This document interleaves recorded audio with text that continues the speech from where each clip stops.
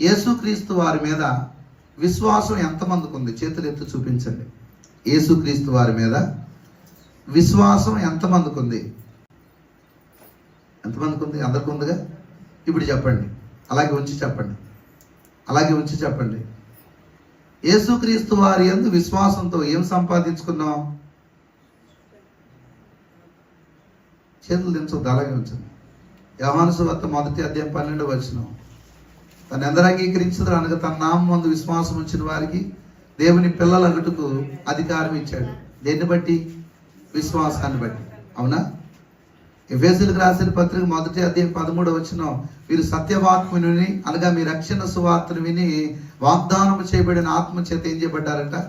ముద్రించబడ్డారు. అంటే పరిశుద్ధాత్మని వరాన్ని దేని ద్వారా పొందుకున్నాం? విశ్వాసం చేత పొందుకున్నాం. మూడవది, ఎఫెసీయులకు రాసిన పత్రిక 2:8 ప్రకారంగా మీరు విశ్వాసము ద్వారా కృప చేతనే ఏం చేయబడ్డారు? ఇప్పుడు చెప్పండి, మనము దేవుని పిల్లలుగా అధికారం పొందుకున్న విశ్వాసమును బట్టే, పరిశుద్ధాత్మను మనము వరంగా పొందుకొని ముద్రించబడిన దేన్ని బట్టి? విశ్వాసమును బట్టే. 3, మనము పాపములో నశించిపోకుండా రక్షింపబడింది కూడా దేన్ని బట్టి?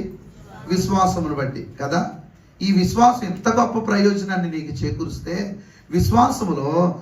ఈ విశ్వాసములో రక్షణ